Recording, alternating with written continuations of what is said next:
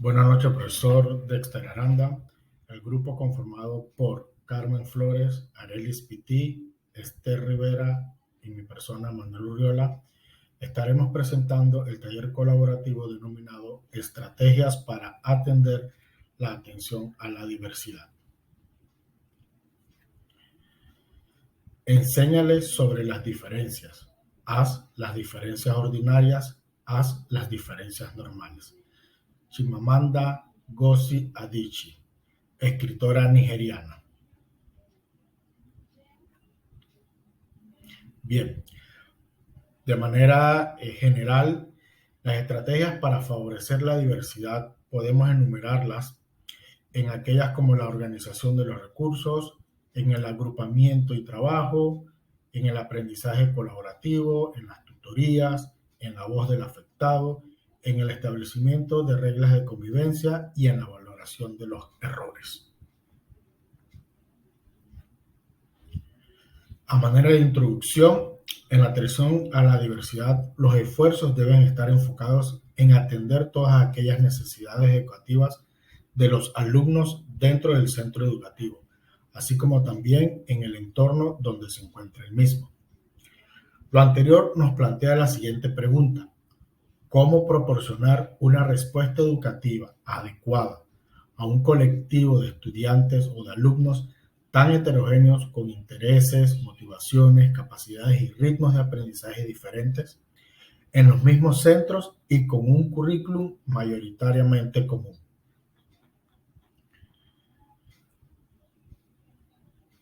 Para responder a esta respuesta, entonces, veamos las estrategias necesarias que favorecen la atención a la diversidad. Es por esto que se requiere la implementación de diferentes estrategias que mejoren la calidad de la enseñanza, que permitan un currículum flexible, que garantice una mayor participación e integración de todos los alumnos. Respondiendo igualmente a este interrogante, el siguiente trabajo expondrá aquellas estrategias que podrían ser utilizadas en los centros educativos que favorecen la atención a la diversidad, tales como la organización de recursos y aquellas ya mencionadas anteriormente.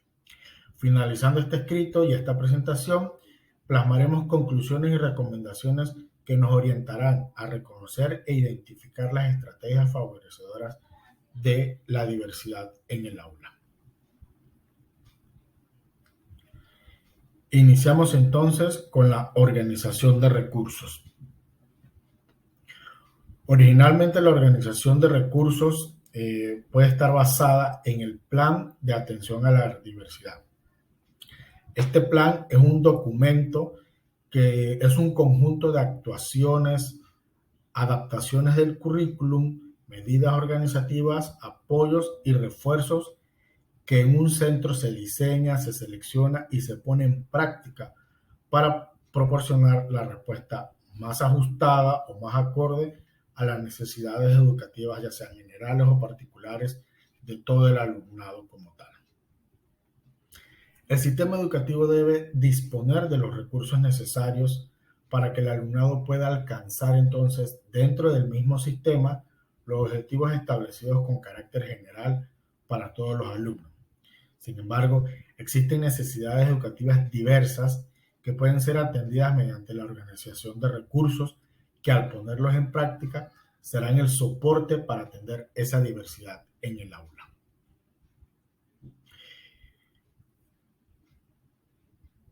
Aquellos recursos para dar respuesta educativa a un todo como organización, podemos mencionar el material manipulativo, el material impreso, los materiales audiovisuales y los materiales informáticos.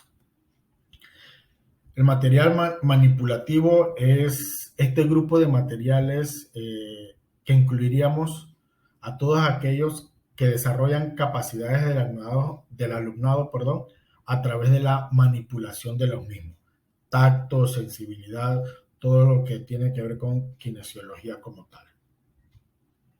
Por otra parte, los materiales impresos aquellos que en general constituyen los medios más utilizados por el profesorado y que en algunos casos constituyen el único medio para llegar a esa diversidad escolar. Igualmente tenemos los materiales audiovisuales, que son el uso de materiales elaborados y apoyados en estos medios que activan hábitos perceptivos y procesos cognitivos distintos que la lectura. Por tanto, estos permiten ampliar potencialidades sensitivas y mentales que incorporan en el aula esa optimización del proceso de enseñanza-aprendizaje, ya que promoverá un nuevo estilo de entender las cosas, de hacer y de ser, sin dejar a un lado la importancia entonces de la lectura como tal. Aquí lo que se plantea es que si la lectura como tal desarrolla ciertas habilidades cognitivas, la parte audiovisual, los materiales audiovisuales también lo hacen de manera favorecedora a este proceso de enseñanza-aprendizaje. Y por último, también mencionamos los materiales informáticos.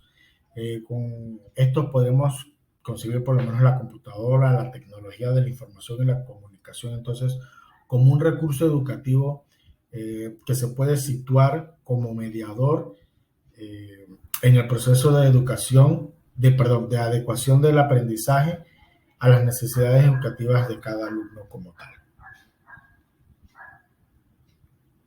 Bien, ahora entramos a la parte de agrupamientos y trabajo. Primero que todo podemos definir agrupamientos y trabajo. Agrupamiento es cuando un conjunto de personas u organismos que se asocian entre sí para alcanzar algún fin. Y el trabajo como tal, ese es aquel esfuerzo humano aplicado a la producción, en este caso aplicado de manera educativa a lograr los objetivos de aprendizaje.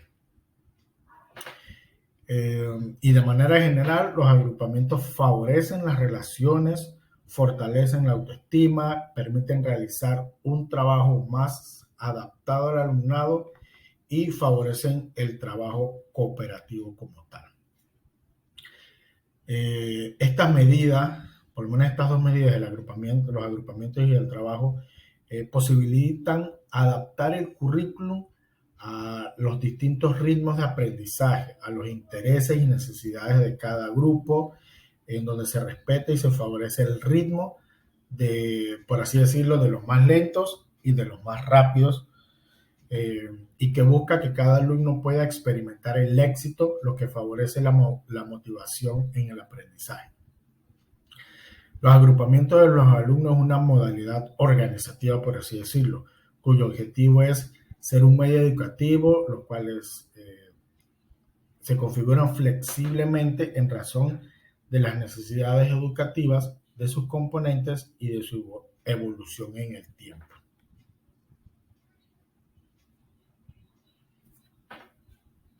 Por otro lado, podemos mencionar también un tipo de agrupamiento denominado agrupamientos heterogéneos, en donde los alumnos pueden agruparse en un gran grupo, en pequeños grupos o en programas individuales de trabajo, en donde se genera una gran flexibilidad a favor de aquellos que tienen algún tipo de dificultades.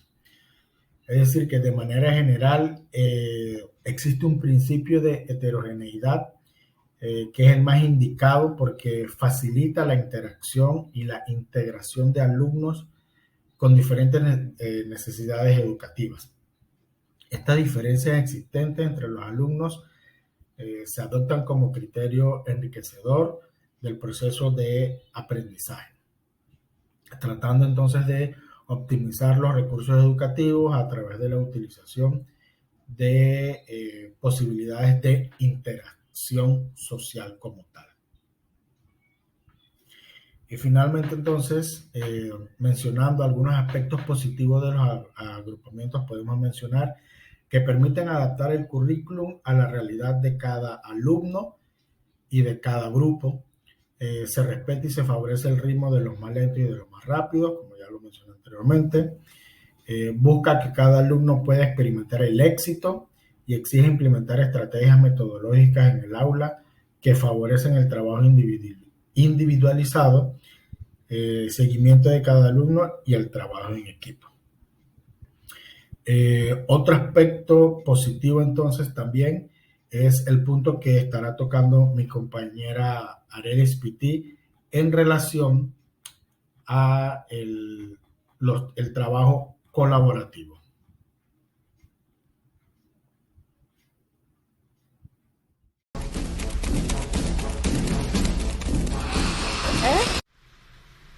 Gracias, compañero Manuel. Vamos a continuar con la presentación y les vamos a hablar un poco acerca del aprendizaje colaborativo.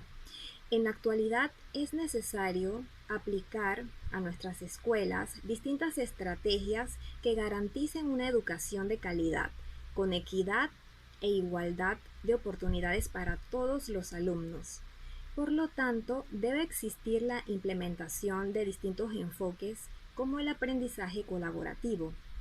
Este enfoque debe de ir ligado a un currículo flexible.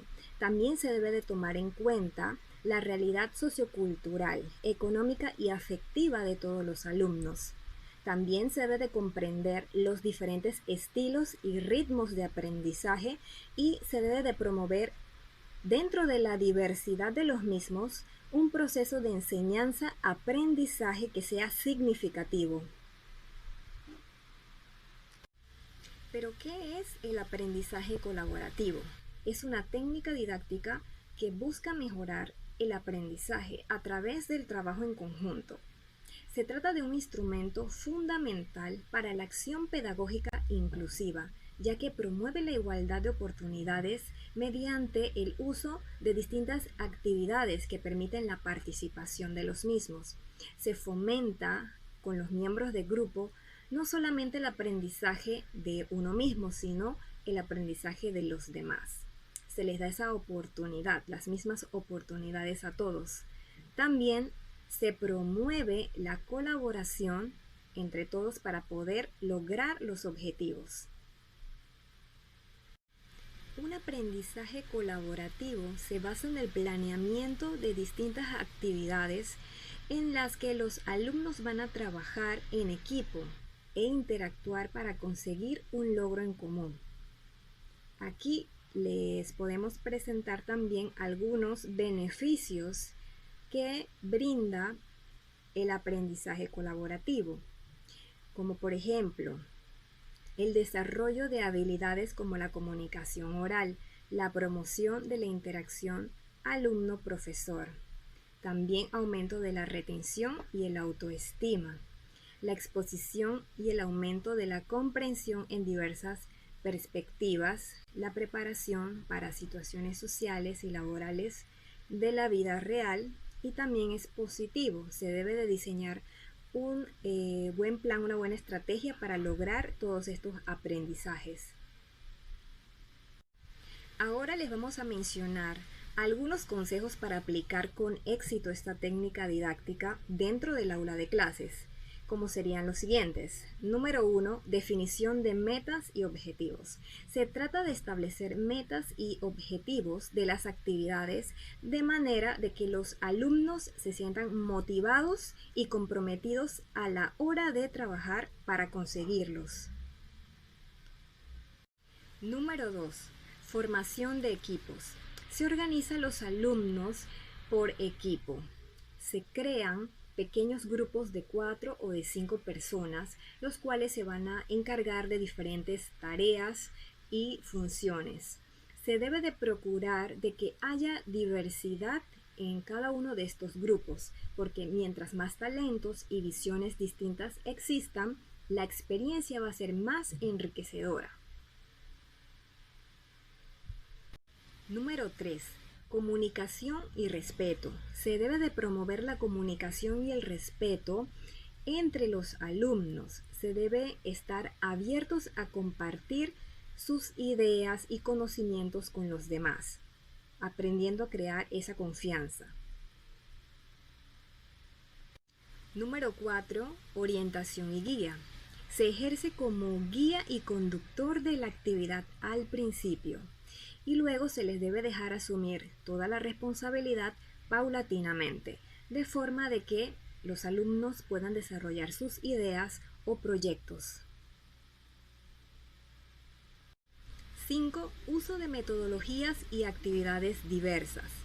Aquí se utiliza metodologías y actividades variadas. Se pueden concretar actividades didácticas como proyectos, experimentos de laboratorio, debates, actividades enfocadas en la resolución de problemas, presentaciones u otras.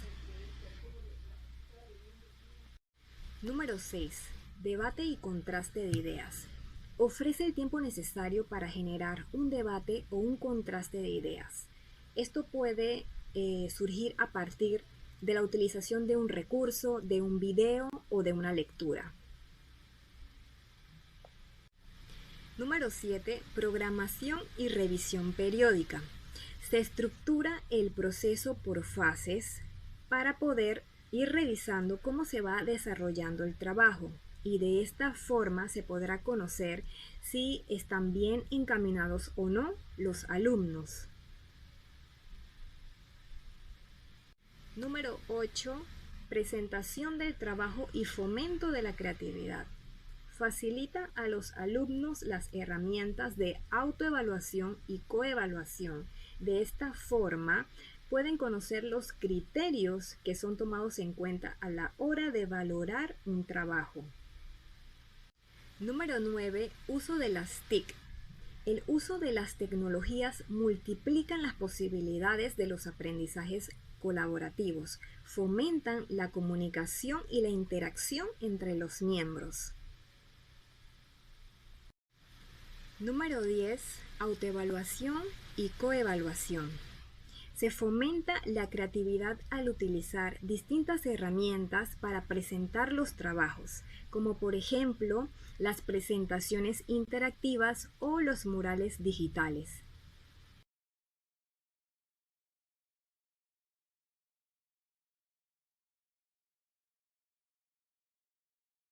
Continuando con el tema, también vamos a hablarles un poco acerca de las tutorías. El hecho de tener escuelas inclusivas no solo implica la labor pedagógica realizada en los centros educativos, sino que también el gran desafío de tener directivos que se encuentren comprometidos con crear estos espacios para poder implementar estas prácticas inclusivas de una forma más eficaz. Pero, ¿y qué son las tutorías? Las tutorías son aquellas modalidades de orientación educativa en la cual se encuentra a cargo un docente tutor. Contribuye a garantizar el cumplimiento del derecho que tienen todos los alumnos a tener un buen trato y una adecuada orientación a lo largo de su vida escolar. Como sabemos, se encuentra relacionada con el proceso de orientación y como labor pedagógica va dirigida a la atención, al acompañamiento y al seguimiento personalizado que se le da a los alumnos. La tutoría y la orientación educacional forman parte del desarrollo curricular como un proceso de guía y de ayuda permanente para alcanzar el aprendizaje y la formación integral de los alumnos.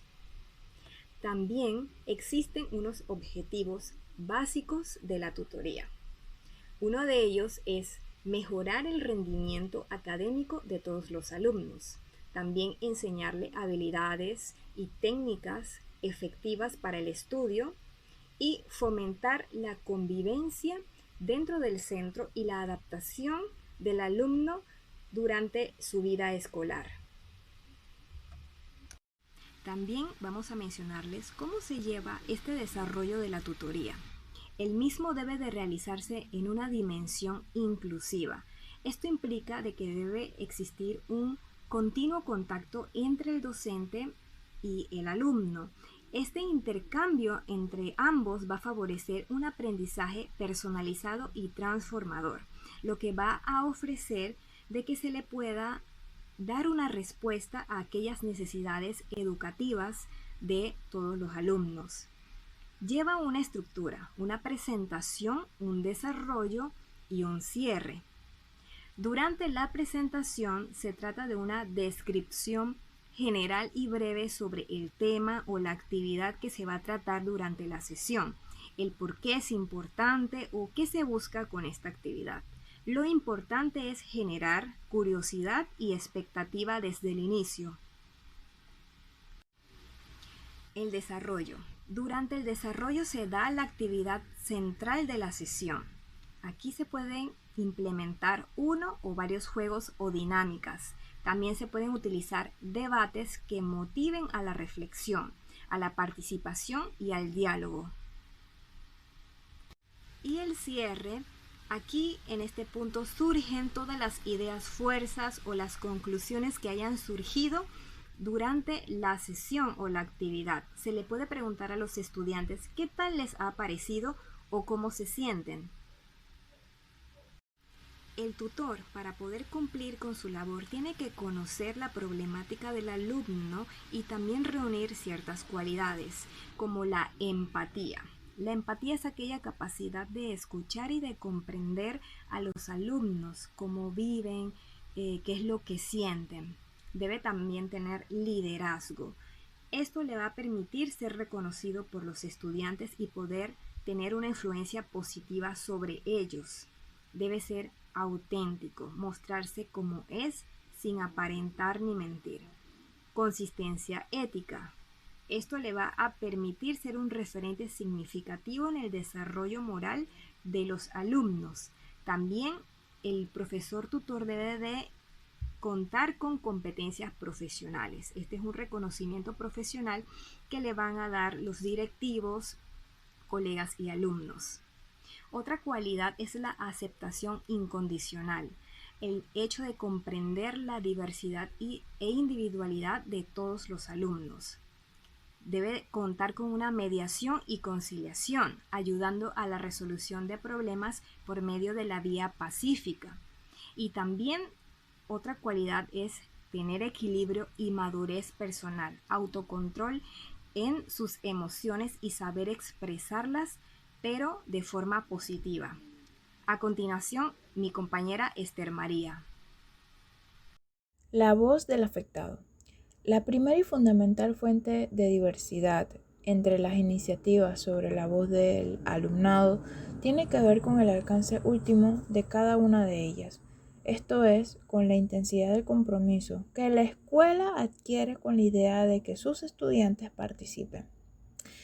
La escuela juega un papel muy importante en las emociones, en el estilo de vida del estudiante, de tal manera que si el estudiante no tiene la oportunidad de elevar su voz o de que se le sea interpretada por aquellos que son idóneos para conocer sus debilidades, fortalezas, sus oportunidades y amenazas, no cuentan con las estrategias suficientes para que se le dé el apoyo indicado. Es por eso que la escuela debe implementar estrategias para que el estudiante tenga una comunicación efectiva con sus profesores y se les ayude de tal manera que se logren los objetivos.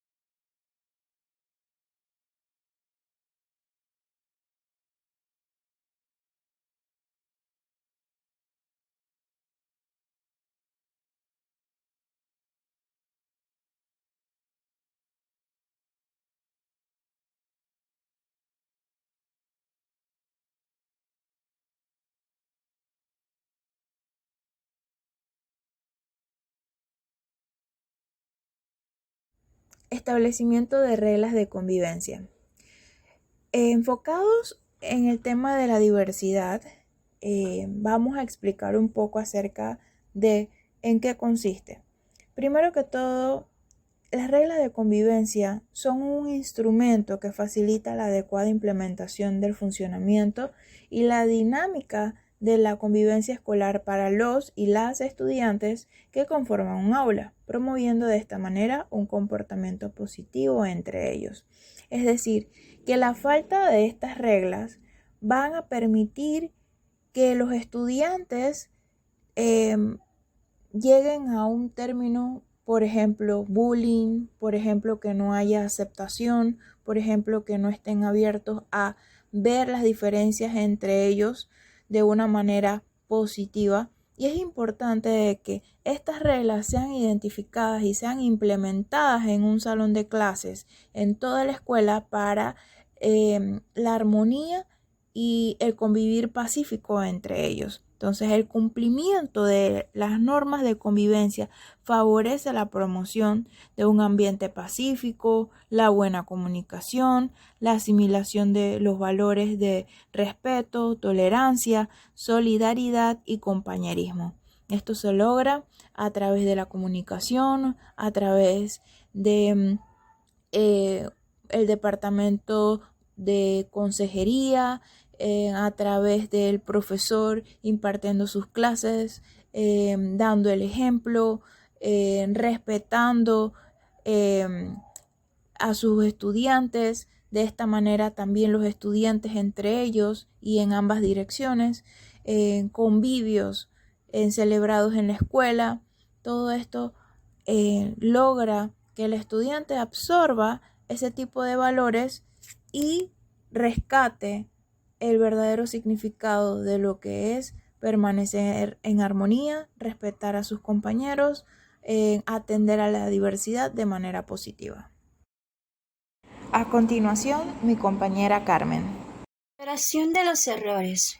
Otro punto importante a destacar de las estrategias para favorecer la atención a la diversidad es la valoración de los errores, y los profesionales de la educación son los encargados de introducir las estrategias de aprendizaje en el currículum escolar para que el alumnado aprenda a utilizarlas desde los primeros años de la escolarización, teniendo en cuenta sus características, sus necesidades y sus ritmos de aprendizaje.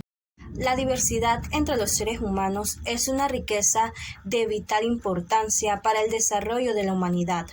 Sin embargo, esta no siempre toma en cuenta los valores que la conllevan.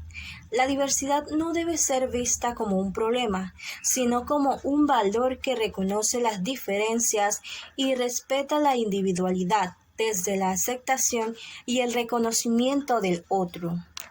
De acuerdo con Dore 2002, existen 3 valores fundamentales que contienen en sí mismo una serie de principios. Son la base axiológica para integrar e incluir a aquellos estudiantes que tradicionalmente han sido de una u otra manera objeto de iniquidad, porque no tienen la posibilidad de acceder a una educación de calidad. Estos valores son la igualdad entre las personas, la discriminación positiva y la pertenencia a la comunidad. Primer valor, la igualdad entre las personas. No significa, como se ha malinterpretado en muchas ocasiones, que todos los seres humanos deben ser iguales. El significado deriva de 3 principios fundamentales. Estos principios son: 1. El respeto a la persona. En el caso particular de la educación, ese respeto a los estudiantes, de manera que se valore y reconozca la individualidad existente entre ellos. 2. Derecho a la satisfacción de necesidades. Está directamente relacionada con las necesidades particulares de los estudiantes derivadas de su diversidad. De este modo, la atención educativa es más equitativa. Y 3. Igualdad de oportunidades. consiste en la oportunidad igual o igualitaria para educarse de manera que los estudiantes logren desarrollar las potencialidades particulares y experimenten satisfacción personal y respeto por sus individualidades. El segundo valor, la discriminación positiva, promueve la compensación de las desventajas que viven los niños en las escuelas, quienes no pueden desarrollarse plenamente en el aula debido a que sus necesidades y condiciones particulares no están siendo atendidas. Y el tercer valor es la pertenencia a la comunidad. Sentirse parte de la comunidad educativa es indispensable para satisfacer el principio de igualdad. Toda persona, y más los niños, tienen la necesidad de pertenencia. ¿Cómo se considera el error en el aula? El error siempre se ha visto como algo malo, algo que se debe evitar. Sin embargo, equivocarse es algo humano y nos enseña de manera afectiva y efectiva. Por ello, es importante valorar positivamente el error entre las aulas. Los docentes tienen que enseñar a argumentar, a razonar, a pensar críticamente y a no repetir respuestas. Y si los estudiantes tienen claro que en el aula se permite errar sin ninguna penalización, más que volverlo a intentar, la participación será mucho más activa y el aprendizaje mucho más potente. Los errores pueden dar al docente mucha información. Por eso es importante saber en qué momento el alumno está equivocado. Es decir, el error puede estar en la comprensión lectora, en la comprensión de un concepto concreto, en la argumentación, en una expresión oral pobre e incluso en la mala formulación de las preguntas por parte del profesorado. Este paso nos ayuda a identificar los posibles problemas de aprendizaje, incluso a conocer las debilidades y las fortalezas de tus estudiantes. Por lo tanto, aprovechar las oportunidades que te da el error ayudarán a conocer mejor al alumnado. Por eso, la tolerancia y la educación inclusiva deben superar el pasar a medias sobre las materias, los grados y los programas educativos, puesto que los errores son oportunidades evidentes de mejorar, de crecer y de perfeccionar. Cuando se atiende la diversidad, se aprende a conocer diferentes puntos de vista y las prácticas evaluativas homogéneas deben tener inmersa la facilidad de descubrir las respuestas de los estudiantes e incluso las intenciones de los mismos frente a su aprendizaje y sus proyectos de vida. Es decir, educar en y desde el contexto ayuda a entender que todas las respuestas no son iguales, pero pueden construir un aprendizaje significativo. Factores que condicionan el aprendizaje en la valoración de los errores. Para poder responder a las necesidades individuales del alumnado, es necesario tener en cuenta sus capacidades de aprendizaje, situación social, diferencias culturales y lingüísticas, igual que la salud física y mental. Es muy común centrar los esfuerzos y la atención hacia los alumnos cuyas necesidades son muy visibles o sus demandas están dirigidas directamente a la atención del docente y pueden pasar desapercibidos los alumnos más tímidos, introvertidos o más conformistas.